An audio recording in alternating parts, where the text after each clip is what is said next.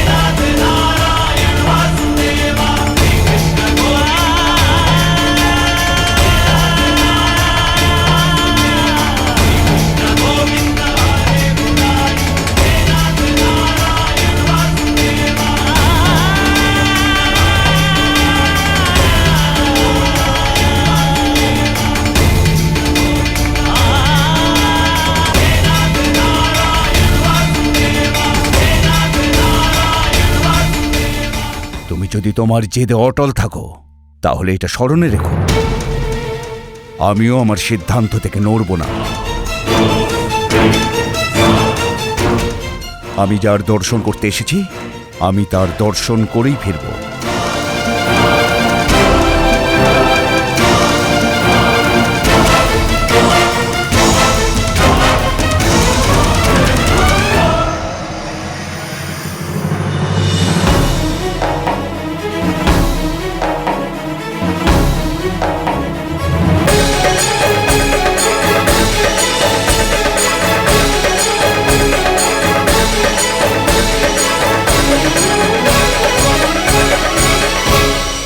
বুঝতে পারছি না, মাতা যখন নিজের সিদ্ধান্তে স্থির ছিলেন তখন আপনি ওনাকে বোঝালেন না কেন? আপনি তো জানতেন যে দ্বারে স্বয়ং মহাদেব দাঁড়িয়েছিলেন, আর যদি মহাদেব রুষ্ট হয়ে যেতেন তাহলে প্রলয় চলে আসতো। শিবশম্ভুর ক্রোধ সম্পন্ন দৃষ্টি এক মুহূর্তে সম্পূর্ণ গোকুলকে নষ্ট করে দিত। সেটাই তো আমার প্রশ্ন। যখন এত গম্ভীর পরিস্থিতি তখন আপনি হাতের উপর হাত রেখে বসেছিলেন। রুক্মিণী, সময়ের পরিস্থিতি আমার কাছে অজানা নয়, কিন্তু যখন এক মাতা নিজের সন্তানের জন্য চিন্তিত তখন তাকে তার সন্তান কি করে বোঝাতে পারত? আর তারপর আমি তো বন্ধনে বাঁধা ছিলাম। নিজের মাকে দেওয়া প্রতিশ্রুতি কি করে ভাঙতে পারতাম আমি? আমার আয়ুর মর্যাদার অনুরূপ আমি স্থিতিকে সামলানোর সব রকম প্রচেষ্টা করেছিলাম, কিন্তু মাও তার সংকল্পে অনড় ছিল, আর একদিকে শিবশম্ভু, কারণ দুজনেই আমাকে অসম্ভব ভালোবাসতেন। তাহলে সমস্যাটা কি? প্রেমই তো সব সমস্যার সমাধান করে। তাহলে এরকম সমস্যা উৎপন্ন হলো কিভাবে? এমন হয় রুক্মিণী, প্রেমও কখনো কখনো কঠিন সমস্যার জনক হয়ে দাঁড়ায়।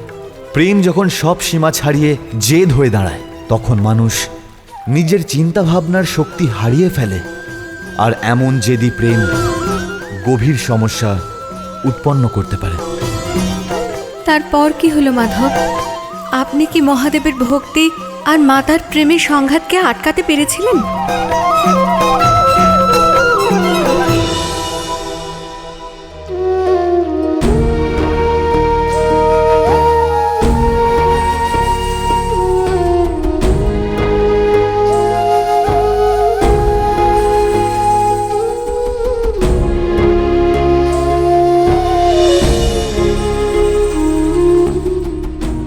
কি হয়েছে মা?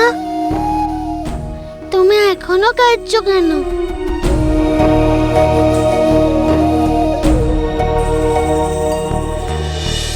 আমি তো তোমার প্রতিজ্ঞার পালনই করছি মা। দেখো আমি কোথাও যাইনি। না মা, আমি আবার কি দুষ্টুমি করেছি?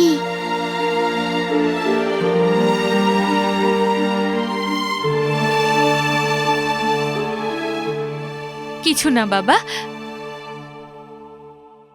তুই যা, দাদার সাথে গিয়ে খেলা কর, যা। না মা, আমি খেলবো না। আরে কানু, চল না, পরে বলিস না যে আমি তোকে আমার সাথে খেলা করতে দিই না।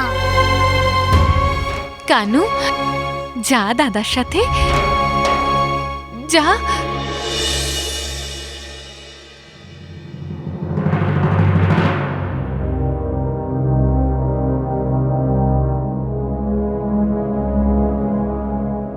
মনে হচ্ছে পুত্রের মোহে তুমি অন্ধ হয়ে গেছো। তুমি সত্য আর অসত্যের মধ্যে পার্থক্য করতে পারছো না। আমি এমন অপমান সহ্য করি না মূর্খ স্ত্রী, কিন্তু আর নয়, আমার ধৈর্যের অবসান ঘটেছে। তাহলে এটা স্মরণে রেখো, আমিও আমার সিদ্ধান্ত থেকে নড়ব না। আমি যার দর্শন করতে এসেছি, আমি তার দর্শন করেই ফিরব।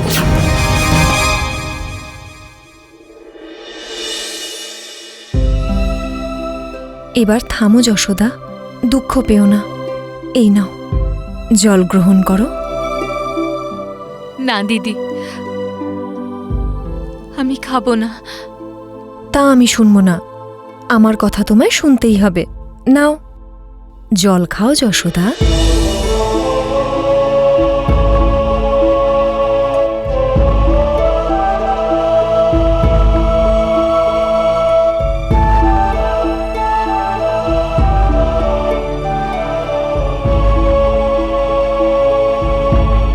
দিদি, তুমিও কি এটাই ভাবো যে আমি আমার সন্তানের জন্য বেশি দুশ্চিন্তা করছি?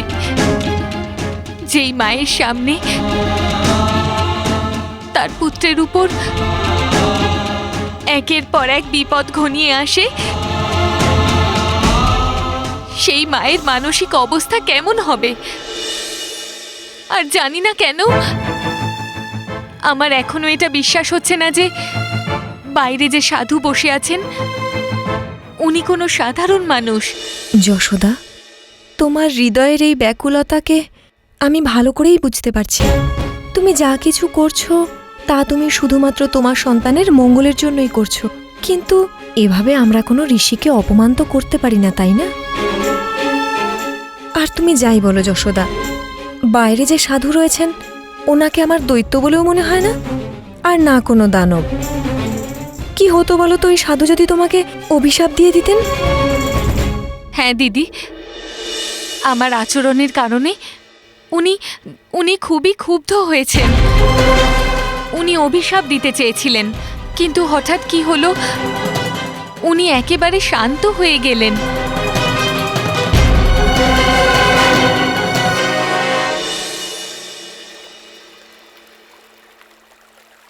ভালোই হয়েছে আমার ক্রোধ শান্ত হয়েছে, অন্যথায় আমার ক্রোধ এক ভয়ঙ্কর অনর্থের সূচনা করত। জগদীশ,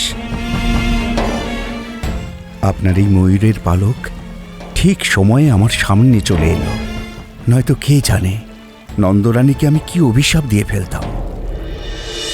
কিন্তু আমি তো এটা বুঝতে পারছি না যে নন্দরানীর এই অসহায়তার কারণটা কি।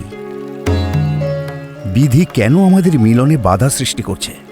ময়ূরের পালক দিয়ে আমার বিবেককে জাগ্রত করার জন্যে আমি আপনার কাছে কৃতজ্ঞ, কিন্তু এই শিবের অটল প্রতিজ্ঞা যে আপনার দর্শন না করে কিছুতেই কৈলাসে ফিরে যাব না।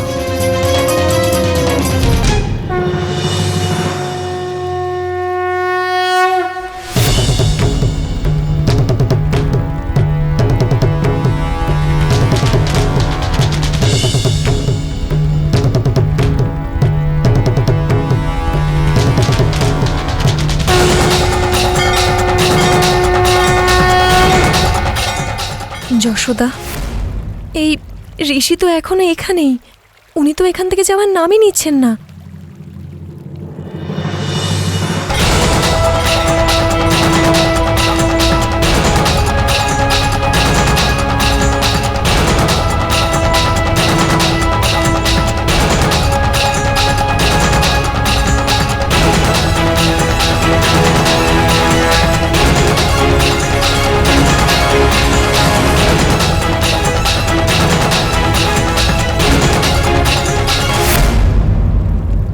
আরে এই লোকটা কখন থেকে নন্দরাজের দ্বারে বসে আছে? নন্দরাজের দ্বারে আসা সকলের মনস্কামনা পূর্ণ করা হয়, কিন্তু মনে হচ্ছে আজ এই ব্যক্তির কথা কেউ শোনেনি। চলো।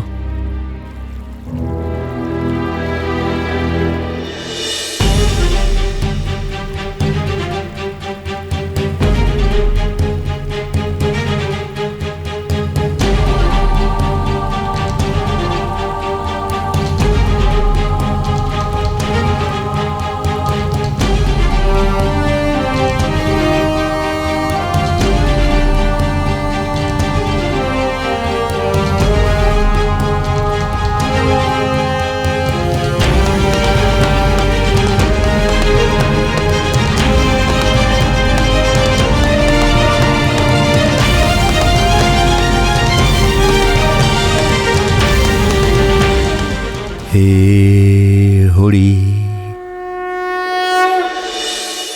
নে কানু, তোর পছন্দের মাখন আর লুচি এনেছি, খেয়ে নে।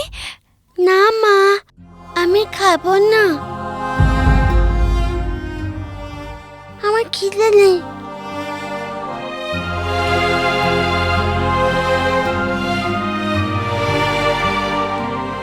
কানু, কানু,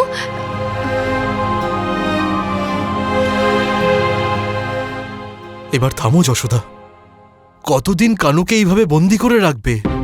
বাল্যকালকে বন্দি করে রাখা কি উচিত হচ্ছে? বাইরে ওই সাধুও তোমার উপর অযথায় রেগে যাচ্ছেন। এরকম কতদিন চলবে যশোদা?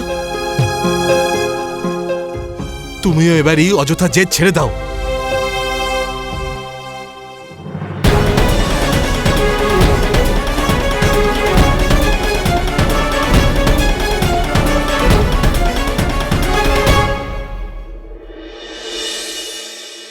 আমি কানুকে বাইরে নিয়ে যাচ্ছি, ওই মহাত্মাকে কানুর দর্শন করাতে। শুনুন স্বামী, কোথায় যাচ্ছেন আপনি? আপনাকে আমার দিব্যি, আপনি এই বিষয়টা একটু বোঝার চেষ্টা করুন স্বামী। এমন করবেন না স্বামী, করবেন না। যশোদা, এসব কি হচ্ছে? আপনিও আপনিও আমায় বুঝলেন না স্বামী। আমি তো মা, আর আমি এই সব কিছু আমার সন্তানের জন্য করছি। আমি আমার সন্তানের উপর কোনো বিপদ আসুক সেটা চাই না, আর তার জন্য আমায় যা করতে হবে আমি করব। ওই সাধু যদি আমায় অভিশাপ দিতে চায় দিক, সেটাও আমি মেনে নেব, কিন্তু আমার কানুর সাথে ওনাকে দেখা করতে দেব না। আমি আমার কানুর উপর কোনো বিপদ আসতে দেব না। যশোদা, আমি তোমার মনের ভাব বুঝতে পারছি, কিন্তু তুমিও একটু বোঝার চেষ্টা করো। কানু কোনো খেলনা নয়, এখনো এক বালক। তুমি কতদিন আটকাবে ওকে? কতদিন? যা যা দুর্ঘটনা ঘটেছে তার জন্য আমার বিশ্বাস ভেঙেছে। যতক্ষণ না আমি বিশ্বাস ফিরে পাই ততক্ষণ অবধি।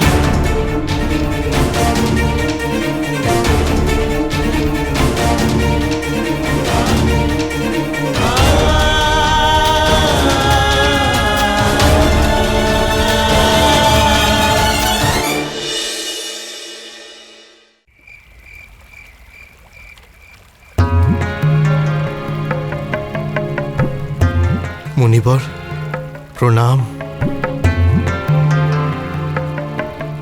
মুনিবর, এইসব যা কিছু হচ্ছে তার জন্য আমি আপনার কাছে ক্ষমা চাইছি।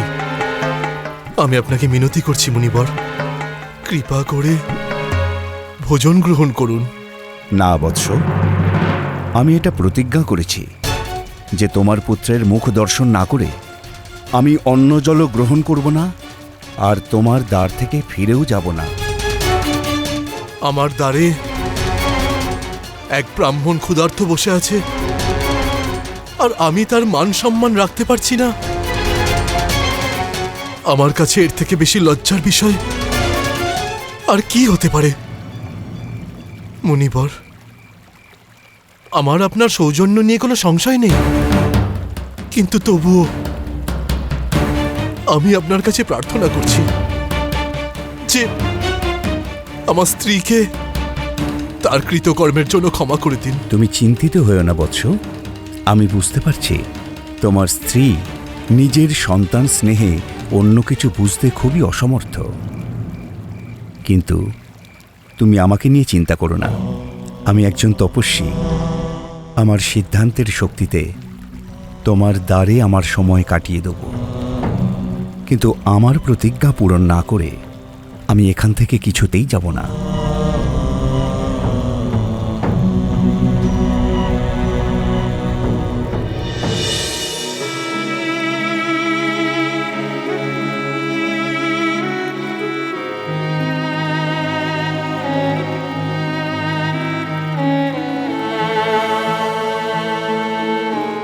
মহাদেব, বাবা তোমার জন্য ভোজন নিয়ে গেল, তাও তুমি ভোজন করলে না।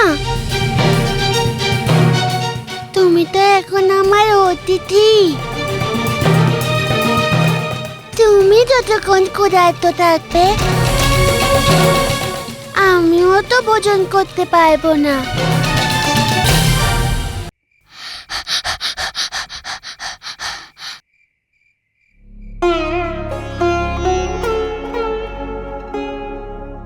আমার কাছে একটা উপায় আছে, এই নে।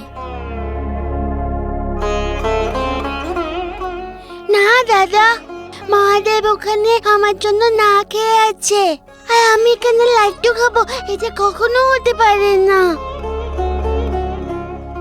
তুমি হাসছো কেন দাদা? আমি এখানে খিদে মরে যাচ্ছি। তাই তো তোর উপরে আমি হাসছি রে। কিন্তু কেন?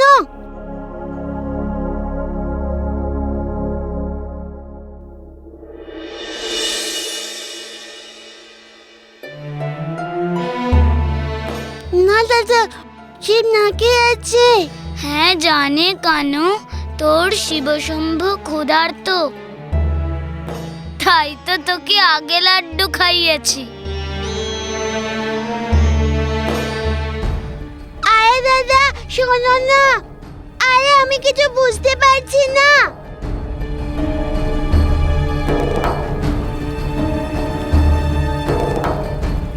মহাদেব, এই নিন, এটা আপনি খেয়ে নিন। তুমি কি আমাকে উপহাস করছো? তুমি কি আমার ক্রোধ দেখোনি? উফ, দেখেছি বাবা, দেখেছি। আপনি খুব সরল। ঠিক আছে, ভোজন করবেন না তো কোনো সমস্যা নেই। এই লাড্ডুটা তো আপনার শ্রী হরিরই প্রসাদ, আর প্রসাদ খেতে কখনো মানা করতে নেই। অর্থাৎ এটুকু বুঝে নিন যে এই লাড্ডুটা খেলে আপনার শ্রী হরির পেট একদম ভরে যাবে। আপনি নিজের জন্য না হোক, ওনার জন্য তো খেয়ে নিন। নিন, খেয়ে নিন।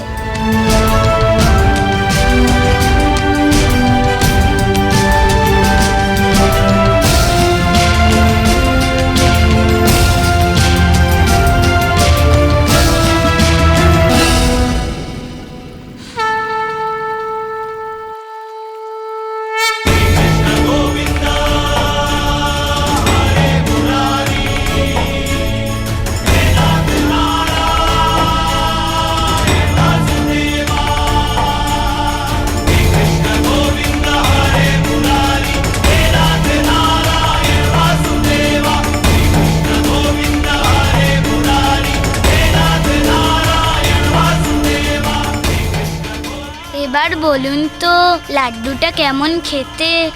খুবই সুস্বাদু ছিল এই লাড্ডু। শুধু পেট নয়, মনও তৃপ্ত হয়ে গেল।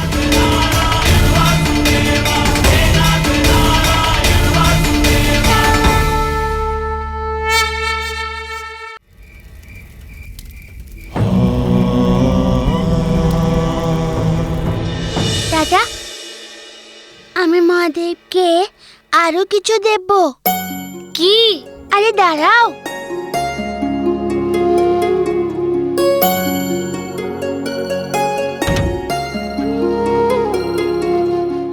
এই নাও দাদা, এই কম্বলটা মহাদেবকে গিয়ে দিয়ে দাও, যাতে তাকে মাটিতে না শুতে হয়।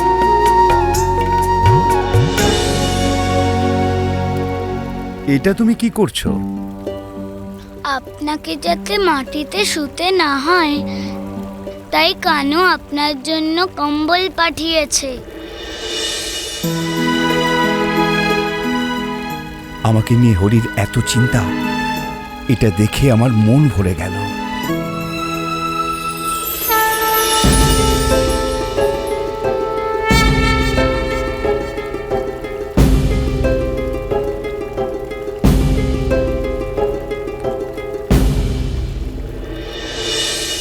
এই রুদ্রাক্ষ আমার হয়ে ওনাকে দিয়ে দিও। আমি জানি না যে কবে ওনার দর্শন পাব। আমার শরীরের এই অংশ ওনার কাছে পৌঁছবে, এটাও কম কথা নয়। এই নাও।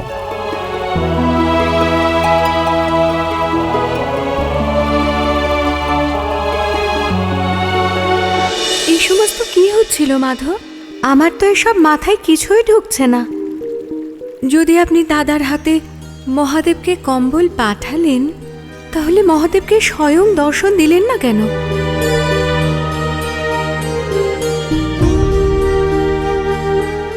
তোমার প্রশ্নের উত্তর দেওয়ার আগে আমি তোমাকে কিছু প্রশ্ন করব।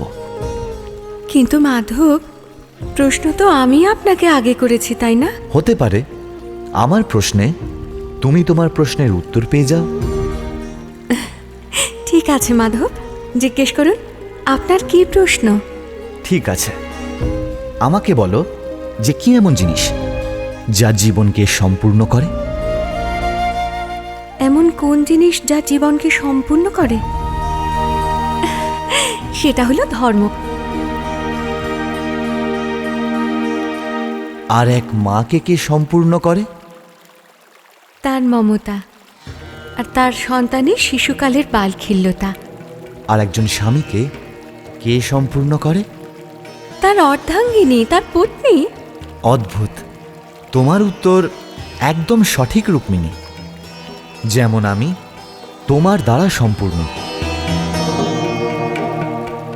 সেইভাবেই শিব শম্ভুকে সম্পূর্ণ করে মাতা পার্বতী। আর মাতা পার্বতীর জন্যই শিব শম্ভুর আমার সঙ্গে দেখা করার উদ্দেশ্য সম্পূর্ণ হচ্ছিল না।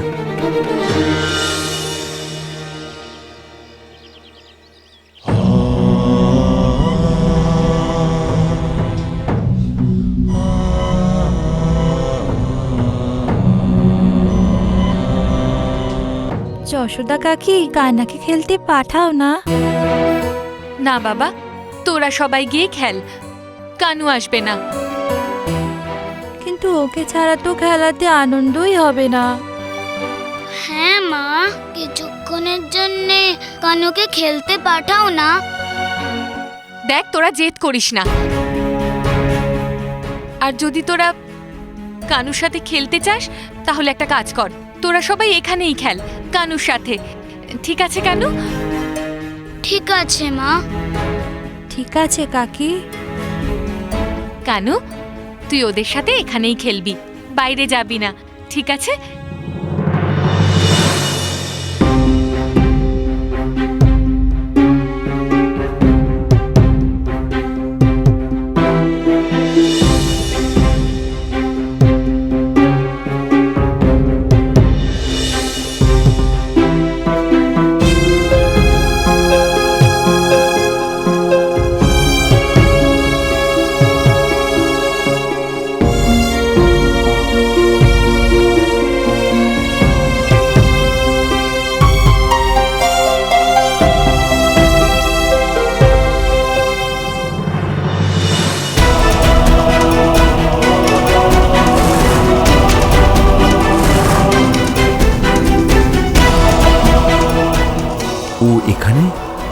কিন্তু ও এখানে কেন এসেছে?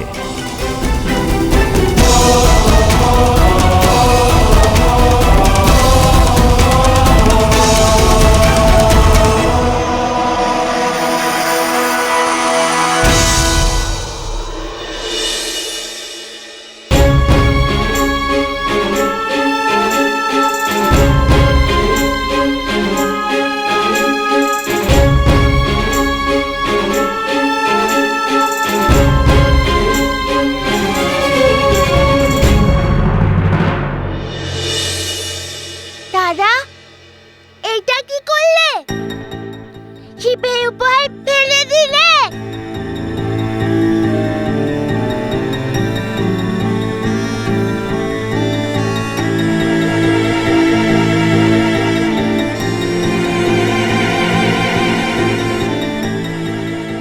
এই রুদ্রাক্ষ এগিয়ে যাচ্ছে কেন?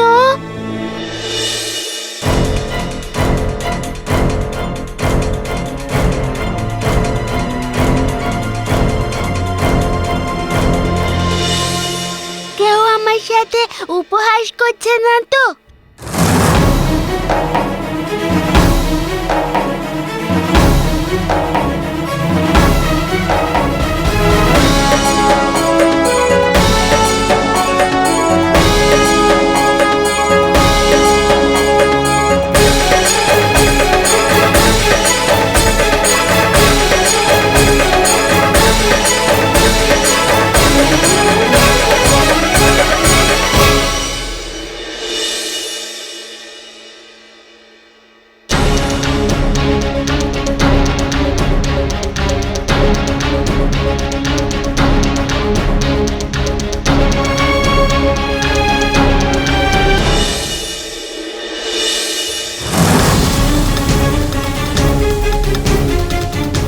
আরে দাঁড়া!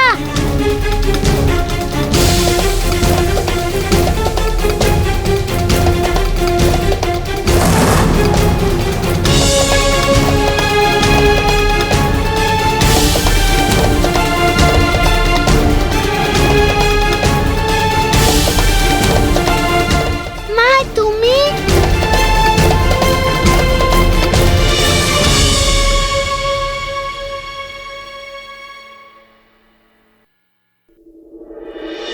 মাতা পার্বতী, তিনিও কি গোকুলে এসেছিলেন? হ্যাঁ রুক্মিণী, ওনাকে তো আসতেই হতো। যখন শিবশঙ্করের সংকল্প সম্পূর্ণ হচ্ছিল না, তখন মাতা পার্বতী নিজের স্বামীর অসম্পূর্ণ সংকল্পকে পূর্ণ করবার জন্য, শিবশঙ্করকে সাহায্য করবার জন্য স্বয়ং গোকুলেই চলে এলেন। আসলে কি জানো তো, নিজের নাম অনুসারে ভোলানাথ এই জটিল বিষয় একটু কমই বুঝতে পারেন। অর্থাৎ যখন কৈলাস পর্বতে আমার বাল্যরূপের চর্চা হচ্ছিল, তখন শিবশঙ্করের সাথে সাথে আরও একজন ছিলেন যে আমার রূপ দর্শনের জন্য ব্যাকুল ছিলেন। এবার আমাকে যেতে হবে পার্বতী। আমি এখন হরিকে আর প্রতীক্ষা করাতে পারবো না। তুমি নিজের খেয়াল রেখো, আমি শীঘ্র ফিরে আসব। কিন্তু আমিও আপনার সাথে যেতে চাই নাথ। স্বামী স্ত্রীর সম্পর্ক শরীর আর আত্মার মতো। দাম্পত্য জীবনের মানে এই যে দুই মানুষ একটাই জীবন ধারণ করে। যুদ্ধক্ষেত্রে যাওয়ার সময় একজন স্ত্রী তার স্বামীর মাথায় তিলক লাগায়, কারণ তার মনের বাসনা হলো যে তার স্বামী যে কার্যের জন্য যাচ্ছে তা যেন সফল হয়। দাম্পত্য জীবনে স্বামীর সংকল্প তার স্ত্রীর পবিত্র শক্তিতে সম্পন্ন হয়। সেই জন্য এটা আবশ্যক যে স্বামী যে কোনো কার্য করবার পূর্বে স্ত্রীর সমর্থন এবং তার শুভেচ্ছা নিজের সাথে নিয়ে যায়। কিন্তু ভোলা মহাদেব এটা করেননি। আমার সঙ্গে দেখা করবার মোহে এত মগ্ন হয়ে গেছিলেন ভোলানাথ যে উনি মাতা পার্বতীর মনের কথাও শোনেননি। যে নিজের অর্ধাঙ্গিনীর মন বুঝতে পারেনি, তার মনোবাঞ্ছা বলো কি করে সফল হতে পারে? তাহলে এই ব্যাপার মাধব। হ্যাঁ রুক্মিণী, একজন স্ত্রীর অনেক শক্তি, কিন্তু তার মন ফুলের মতো কোমল। মাতা পার্বতী যখন বুঝতে পারলেন যে শিবশঙ্কর নন্দবাবার দ্বারে ব্যতীত হয়ে বসে আছেন, তখন তিনি থাকতে পারলেন না, আর মাতা পার্বতী স্বয়ং গোকুলে এসে পৌঁছলেন। তবে কি মাতা পার্বতী আপনাকে আর মহাদেবকে মেলাতে পেরেছিলেন? এই নাও কানাই তোমার রুদ্রাক্ষ। তুমি এখানে কি করে মা? কে গো তুমি? এদিকে দেখো। তুমি ওখানে যেও না মা। কিন্তু কেন? মা আমাকে মহাদেবের সাথে দেখা করতে দিচ্ছে না। তোমাকেও যদি এখান থেকে বেরিয়ে যেতে বলে?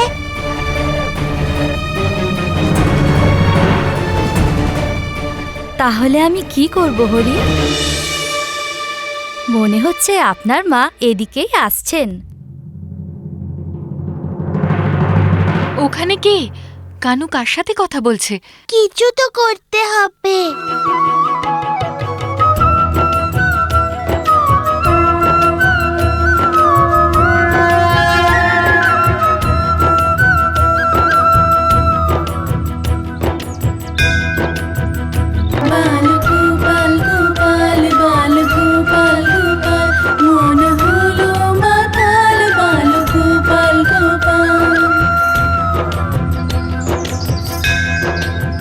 নাও মা, এটা তোমায় সাহায্য করবে।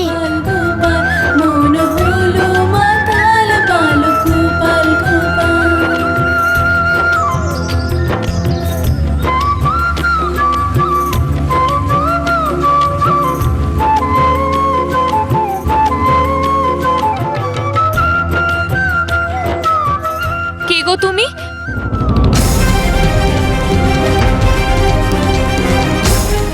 তুমি তোমার মুখ দেখাচ্ছ না কেন?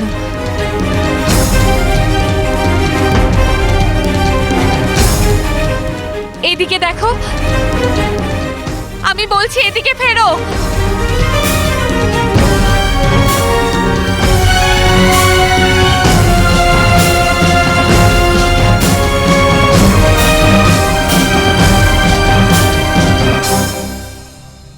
আরে সুবলের মা, তুমি এখানে কবে ফিরে এলে? ক্ষমা করো মা, তোমার সাথে ছল করতে হলো। আরে সুবলের মা,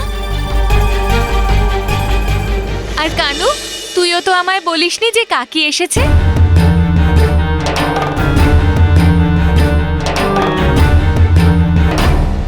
আচ্ছা সুবলের মা, কেমন আছো? কি প্রয়োজনে এলে? তোমার জন্য মিষ্টি এনেছি, কিন্তু এখানে এসে দেখলাম তুমি গুরুদেবকে দরজার বাইরে বসিয়ে রেখেছ। গুরুদেব? হ্যাঁ, এসো আমার সাথে। কিন্তু তুমি আমায় কোথায় নিয়ে যাচ্ছ? গুরুদেবের কাছে। উনি তোমার গৃহের বাইরে ধ্যানে মগ্ন আছেন। তুমি চেনো ওনাকে? হ্যাঁ, অনেক বড় মাপের সাধু উনি, আর আমার পিতৃগৃহে সবাই এনার শিষ্য। আর আমি ওনাকে বলেছিলাম এখানে এসে কানাইকে আশীর্বাদ করতে, কিন্তু এ কি যশোদা, একজন মহত্তা সাধুর আপ্যায়ন না করে তুমি ওকে দ্বারের বাইরে বসিয়ে রাখলে। নন্দের গৃহের ঐতিহ্য তাহলে এই? জানি না সুবলের মা, আমার তো মনে হলো উনি ছল করছেন।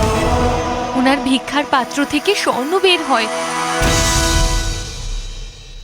এসো, আমি বুঝিয়ে দিচ্ছি। কানু, তুই এখানেই থাকবি, কোথাও যাবি না, হ্যাঁ? আমি এখনই আসছি বাবা। ঠিক আছে মা।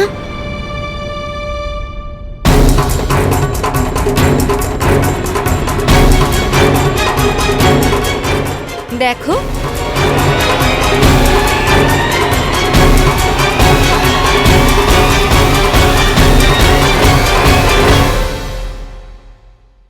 যার পদচিহ্নই স্বর্ণাভ তিনি দেখা মাত্রই কোনো বস্তু কেন সোনার হয়ে যাবে না। আর হ্যাঁ, উনি যদি কোনো দৈত্য বা মায়াবী হতেন তাহলে এতক্ষণ পর্যন্ত ধৈর্য ধরে তিনি প্রতীক্ষা করতেন না। কিন্তু সুবলের মা, জানি তুমি সতর্ক থাকতে চাও, কিন্তু এত সতর্ক থেকে কি লাভ বলো তো, যা আমাদের ভীরু করে দেয়। তুমি কি তোমার কানাইকে ভীরু করে রাখতে চাও? আমি তোমাকে এটাই বোঝাতে এসেছি। আর হ্যাঁ, এই নাও মিষ্টি।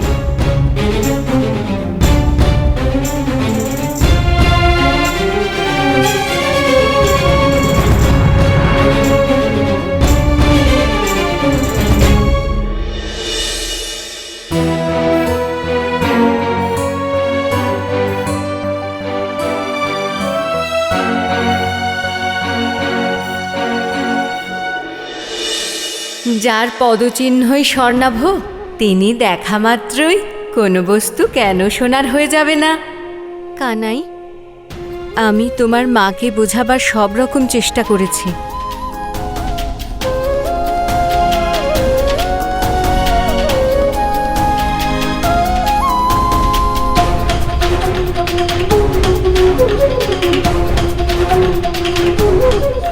আমি যশোদাকে অনেক বুঝিয়েছি, কিন্তু ক্ষমা করবেন স্বামী, যশোদা এখনো নিজের সিদ্ধান্তে অটল।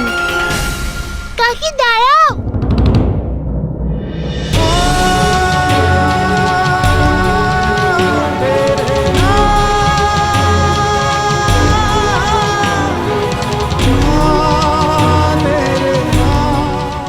কাকি, মা তোমার কথা শুনেছে।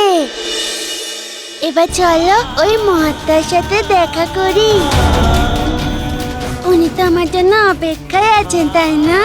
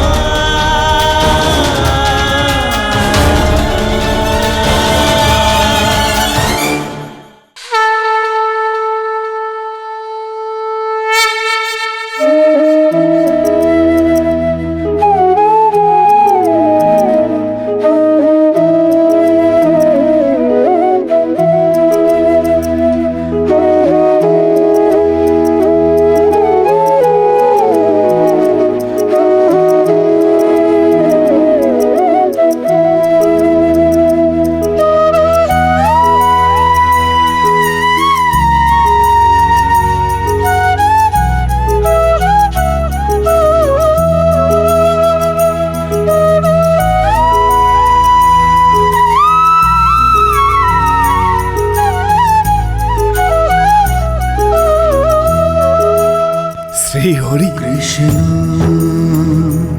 কৃষ্ণ কৃষ্ণ কৃষ্ণ কৃষ্ণ কৃষ্ণ কৃষ্ণ কৃষ্ণ অচ্যুতম কেশবম তব জ্ঞানম तव रूपं नमस्तुभ्यं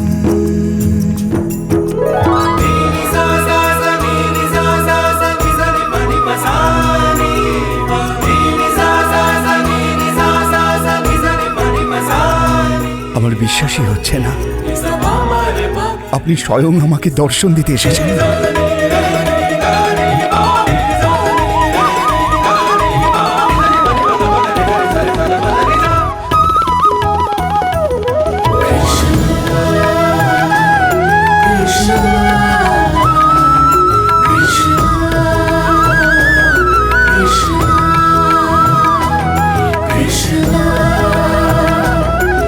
Krishna